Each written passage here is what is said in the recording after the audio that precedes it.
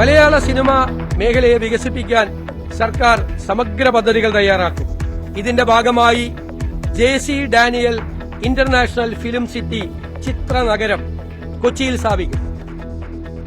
കൊച്ചിയിൽ JC Daniel international film city, Kozhikode MT Vasudevan നായരുടെ പേരിൽ കൾച്ചറൽ പാർക്ക്, തൃശൂരിൽ ജോൺസൺ മാസ്റ്ററുടെ പേരിൽ മ്യൂസിക് അക്കാദമി, എറണാകുളത്ത് നടൻ സലീം കുമാറിന് സ്മാരകം.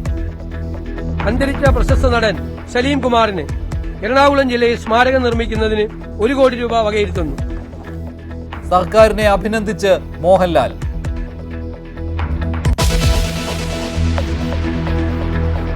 ബജറ്റിൽ ഉയർന്നു വരുന്നത് വൻകിട കോർപ്പറേറ്റ് താൽപര്യങ്ങളെന്ന് പ്രതിപക്ഷ നേതാവ്. തീരമേഖല സ്വകാര്യ മേഖലയ്ക്ക് തീരെഴുതുകയാണോ എന്ന ആശങ്കയെന്ന് പിണറായി. വീര്യം കുറഞ്ഞ മദ്യം നിർമ്മിക്കാനുള്ള സൗകര്യം സർക്കാർ ഒരുക്കി കൊടുക്കുന്നുവെന്ന് വിമർശനം.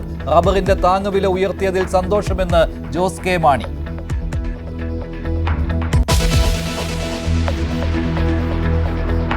രാജ്യത്ത് ടെലഗ്രാം നിയന്ത്രണം തുടരും. നിയന്ത്രണം ഡൽഹി കോടതി ശരിവെച്ചു. താൽക്കാലിക വിലക്ക് തിങ്കളാഴ്ച വരെ.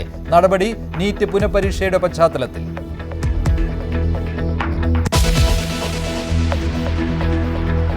മാസപ്പടി കേസിൽ EDയുടെ നിർണായക നീക്കം. വീണ വിജയന്റെ തിരുവനന്തപുരത്തെ ബാങ്ക് ലോക്കറിൽ പരിശോധന വീണയുടെ സാന്നിധ്യത്തിൽ. ബാങ്കിന് മുന്നിൽ അതീവ സുരക്ഷ. പരിശോധന തുടരന്വേഷണത്തിന്റെ ഭാഗമായി.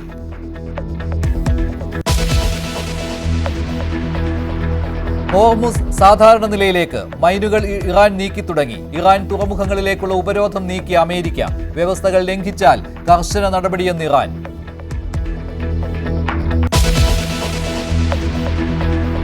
ലോകകപ്പിൽ സ്കോട്ട്ലൻഡ് മൊറോക്ക പോരാട്ടം. മത്സരം പുലർച്ചെ 3:30. ഗ്രൂപ്പ് സിയിൽ അമേരിക്ക ഓസ്ട്രേലിയയെ നേരിടും. തുർക്കിക്ക് എതിരാളികൾ പാരഗ്വേ.